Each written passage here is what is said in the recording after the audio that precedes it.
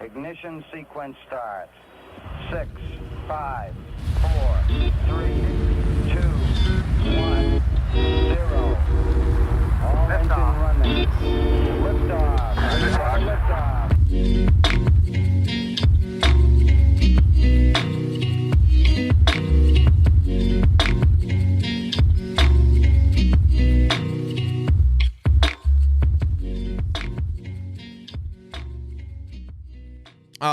Hello, what is up, guys? Hunter Klein bringing you this week's episode of Interplanetary Monkeys, episode number 104. 104 straight Mondays coming up into the holiday season. These are my last few days in Texas before going back to Nebraska, which is a little strange. I don't know if I'm fully prepared to leave home and go back to the icy lands of the Midwest. Next week, the podcast, as of now, will not be releasing for the first time ever. I just don't have the resources while I'm back home to record the podcast right now, it seems. Now, I might find a workaround, but as of now, next week, there will be no episode. And I'm not too beat up about it.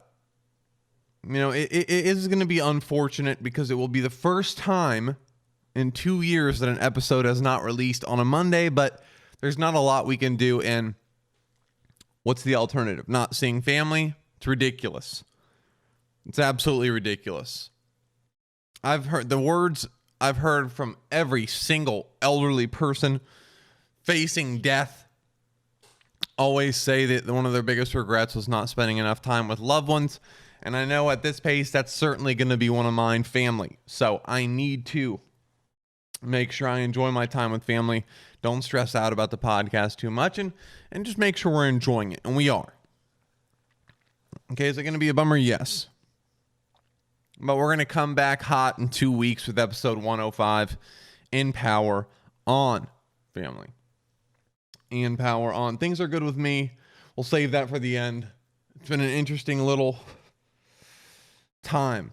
I have some very, very interesting things going on with me and my journey, and I'm excited to share that with you guys. But first, we have some things to talk about. A very interesting selection of news stories this week. First off, it is absolutely mind-blowing to me how far down Travis Scott is going for that concert in Houston, around a month or two ago. We covered it initially, and I gave you guys my point of view. I thought it was pretty, it was rough to watch. And a lot of people were at fault. Travis Scott, to some degree, how responsible was he? It's hard to say. What did he know up there on the stage? You have to give the guy the benefit of the doubt. When you're performing, there's a lot of distractions going on. There's a lot of adrenaline. Travis Scott definitely has a history of inciting violence and rule breaking at venues and shows.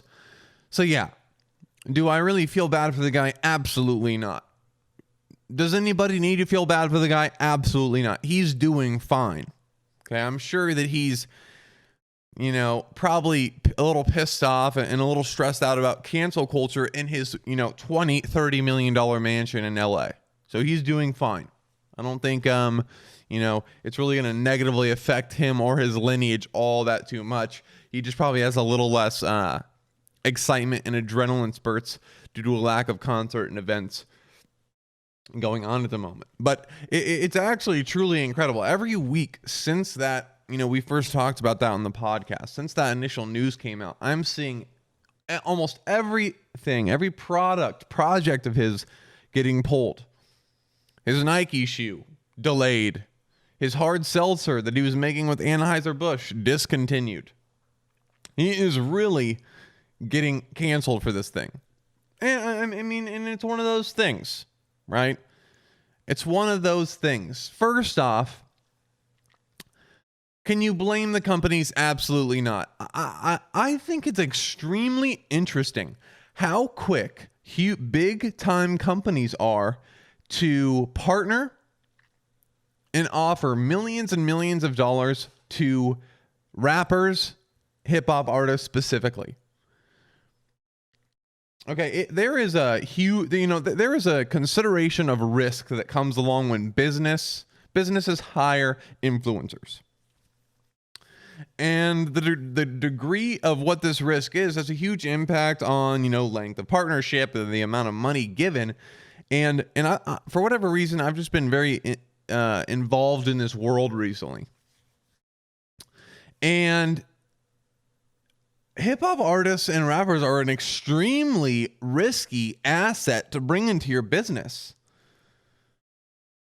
Not only are there, this concert is just probably one of the last things you would suspect when it comes to actual risks involved in a partnership of this sort, but drugs, arrests, all this, iffy behavior, companies don't seem to give a shit about because of the clout, because the influence hip hop artists have on the youth culture. It's very interesting. It seems like the normal calculators, the risk assessments that a company would give, when they look to partner with someone, are just thrown out the door when it comes to rappers and people, these singers, these entertainers. It's just an interesting thing. So again, do I suspect that the cancellation of Travis Scott will stop anytime soon? Probably not. But it doesn't really matter. He will be fine. He absolutely will be fine. And I told you guys it was going to be an interesting week. Next is the Jake Paul fight. Last night, Jake Paul absolutely demolished Tyron Woodley.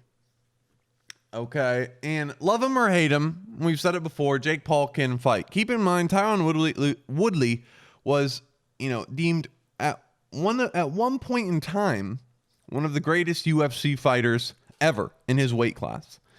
Now, obviously, this somewhat faded, like it always does. These warriors are eventually smited off their mountaintop. For Tyron Woodley, it was Usman. Come on, Usman. But ultimately, Jake Paul's knocked out Tyron Woodley twice, and there has to be some credit. I think this is really the end of the journey for Jake Paul fighting, unaccredited boxers. He can obviously, fight. And I think it's time for the kid to show everyone what he's got against an actual professional. Now, I realize that Jake Paul is very unlikable. I do. I really do.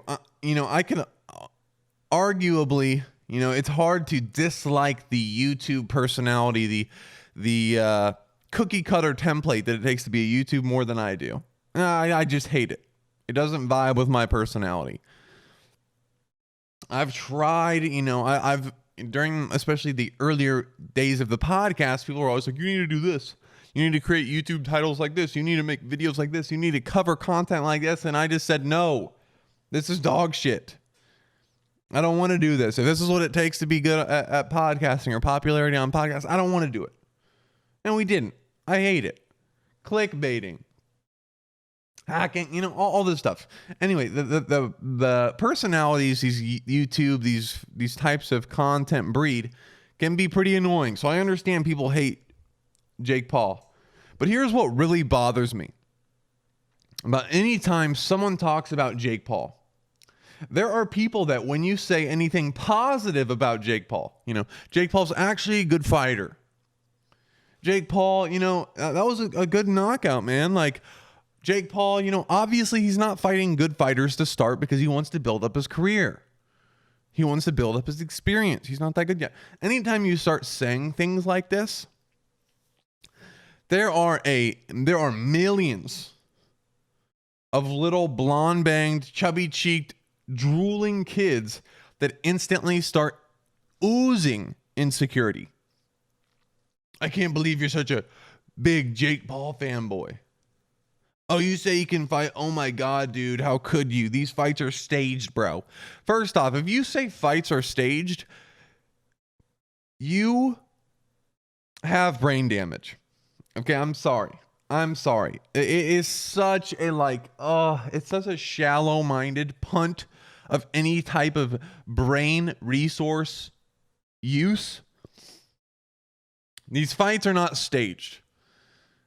And if it bothers you that much that someone like Jake Paul is winning boxing fights, that is actually good at what he does because he works hard, if it bothers you so much that you default to the fact that these fights are staged, you have problems. Okay, you need to take a look inside. So let's get that out of the way. First, these fights are not staged. Second, you don't need to be a fan of Jake Paul. I do not like Jake Paul. I will never watch a piece of his content. Like I said, I believe it's somewhat cringe. It's hard for me to watch. I don't like the way he does things. Not a big fan of his type of content. But that doesn't mean I can't watch one of his fights or watch his progression over the last few years and conclude that the guy can actually fight and he's worked hard. And I'm truly interested to see where he goes in the sport of boxing. But again, there's these kids that are, these gremlins of the internet who are pursuing nothing going on in their lives. So they just sit in their little corner and they just hate. Like, oh, he's so annoying. Oh my God, he's such a bad fighter. It's so rough, guys. I see so much of this stuff. And it is a major pet peeve of mine. Okay? So like someone, hate someone, you are fully capable of separating that like and hate from an appreciation of their craft. Are they good at what they do? Have they found success? And do they work hard? Do they try? Are they putting effort out there? Yes and yes for Jake Paul. Like him, hate him. The kid works hard, and it doesn't hurt that he has the resources to pursue something like this and to work hard. Right, it'd be a lot harder for someone who didn't have access to some of the best trainers in the world to get to this level. But he's got something.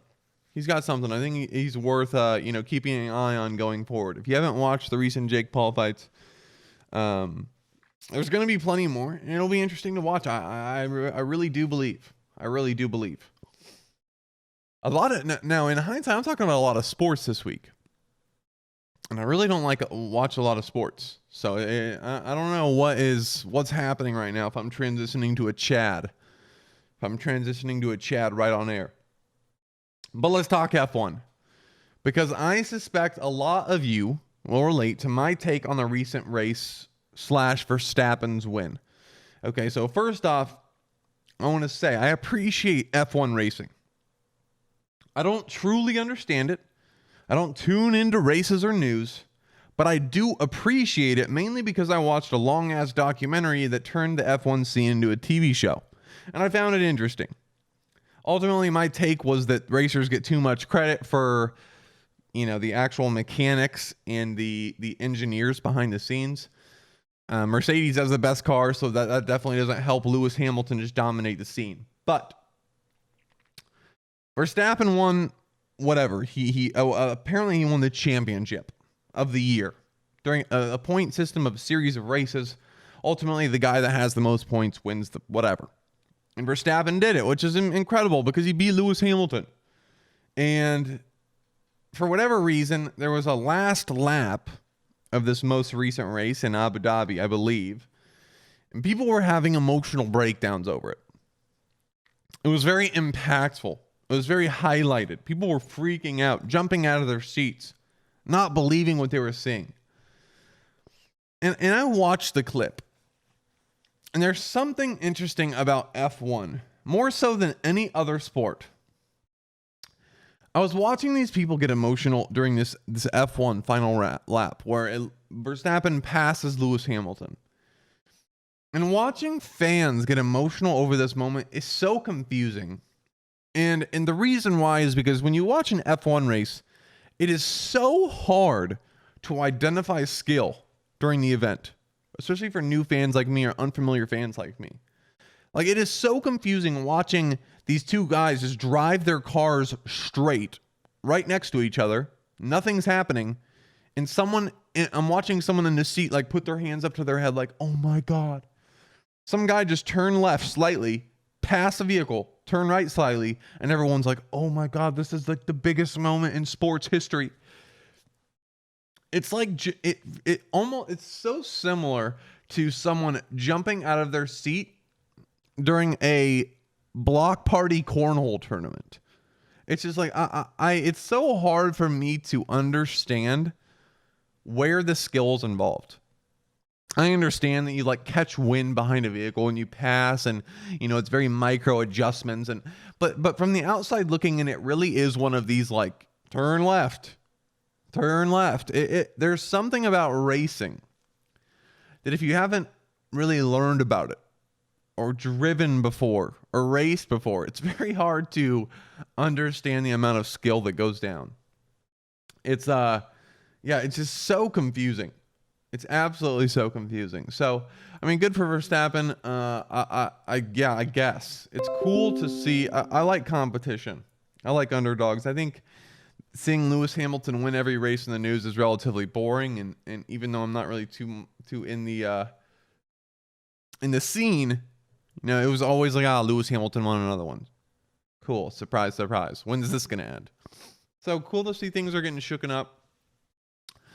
Cool to see that Red Bull's on top and that Mercedes doesn't have the like all dominant, powerful vehicle anymore. And we have a new, I don't know what car they use at Red Bull, but hopefully they get a little bump in business, if you know what I mean. As for me, guys, things are interesting. Now, for the first time in 3 months, I got to a very interesting spot. Okay, so to give you guys a little cue and to set the stage here. Every morning I wake up and work on my application. When I say work on my application, it is everything from programming to logic. You know, if a user of my app is this age, in this sport, and has these mobility issues, how does my application adjust? Right? And I write it in logic. It's if-then statements. If athlete is less than 16, then this equals this, and this equals this, and this equals this. And ultimately, I'm trying to create a dynamic program that simulates the decision-making of a strength and conditioning coach. And it's very complicated. The document is about 145 pages long of logic that's like this. Essentially an adaptable program that adapts to age, sport, position, identifies mobility issues. It's crazy as shit. It's crazy as shit. And as you can imagine, 145 pages of actual logic combined with me having to detail every single click of a user on my app. What happens when a athlete misses a workout? What kind of notifications do they get? How do they reschedule a workout? What happens if they reschedule a workout on a Sunday? These kind of things, right? It gets very, very micro. There's a lot of shit that needs to be taken care of.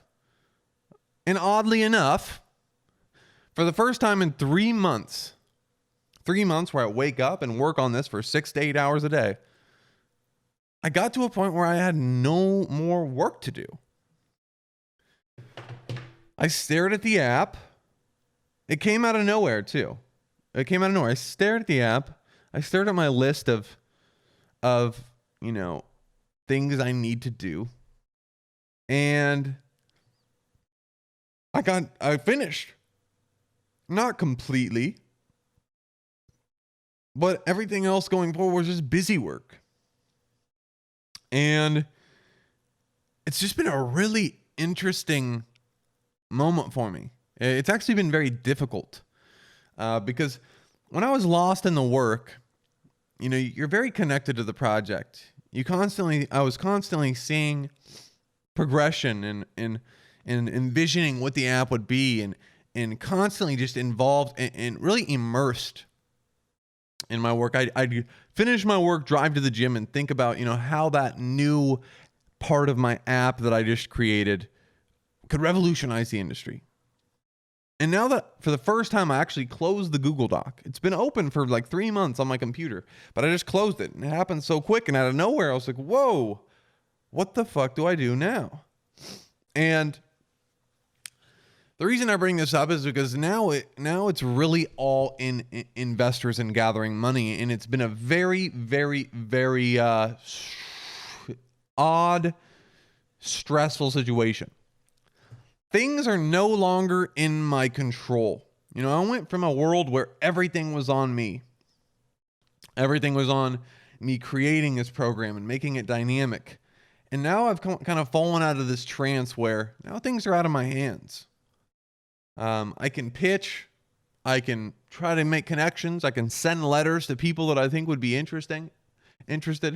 But ultimately, the future of this application is out of my hands, which is nuts considering the amount of work and hope that I've put into it. So now the next stage is to go to when I go to Nebraska in 3 days, talk to some people that might be interested and see if we can, pull together some money to make this happen. Again, it's so crazy because I believe the app has, we've only touched the surface with the features that this project has. I can see this project branch out in so many different ways that almost seem inevitably successful, but I just got to get it off the ground. And during this process, Google has done a very good job of send me videos that are very in tune with entrepreneurs raising money. And I saw a video of a guy that was on Forbes 30 under 30, had a very successful application. And it all started with his friend writing a $300,000 check. Okay. And I instantly thought to myself, holy shit, how nice would it be if I knew someone rich? Okay. How nice would it be if I had a little more resources in my family? Not even myself.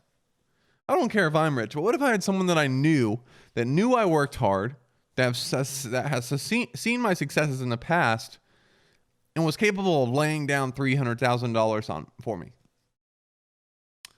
That'd be really nice. We would certainly see this project come to fruition. But then I thought again, there are certainly benefits of me trudging through the mud right now to get this money together. Now, do I believe it will work? Yes. The question is, when will it happen? I do believe it's more of a question of when rather than if. And that's what makes me nervous. Obviously, I've built this thing in almost like 3, 4, 5 months. So it would really be unfortunate for that to slow down. And I'm very impatient. I want to get this out there. I want to start growing. So it's an interesting time. It's an interesting time. Now, everyone I've showed it to has been very, very impressed with what we have going on. Believes in the success. Has high hopes. But it's about finding people with the resources that are willing to take a risk. So that's it, family. Hopefully I have good news within the next couple months. Hopefully word gets around and people start to, get involved that can actually, help out the situation. And we'll see what happens. We will see what happens. Who fucking knows? Who fucking knows? It's a rough time. I don't do well when things are out of control for me. I like to do anything that'll happen. And I'm doing some crazy stuff to an attempt to acquire funding or resources or partners. We're taking some crazy steps, but I don't know what you believe in. If you believe in Lord, if you believe in chance, whatever, just send me some positive energy.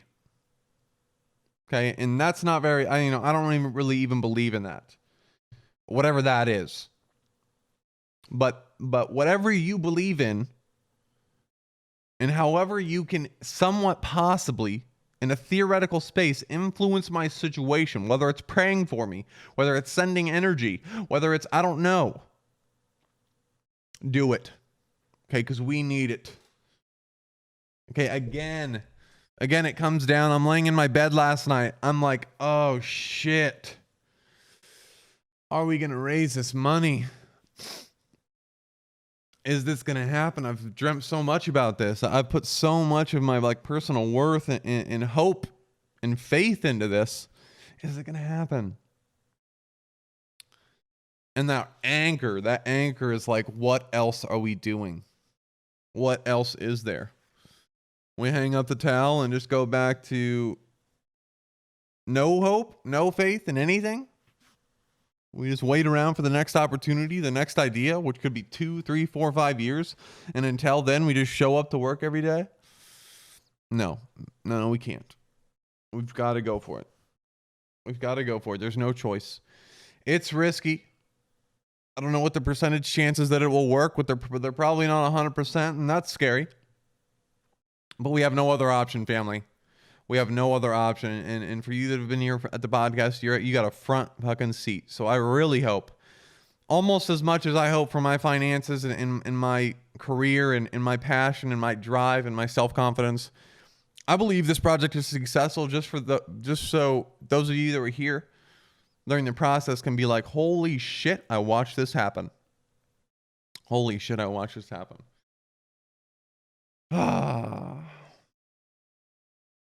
Yep. It's coming, family. It's coming. It's been a good time. It's been exciting. Success or fail, I don't regret a single minute of it. With that being said, guys, we're going to end the episode there. Like I mentioned at the beginning of the podcast, next week there will be no episode. We will be back the January 2nd. We will be back in 2022. We will be back in 2022 to talk about New Year's resolutions, changes we're making in our lives, etc., etc. If you're on a high, if you're enjoying life right now, ride it out. If you're on a low, battle through peaks and valleys, friends, peaks and valleys. It makes the journey exciting. I hope everyone is doing well. Happy holidays. Enjoy your time with family. And shine on, friends. Shine on. That's it for this week's episode of Interplanetary Monkeys. This is Hunter Klein, and you'll hear from me in 2022. Peace, peace.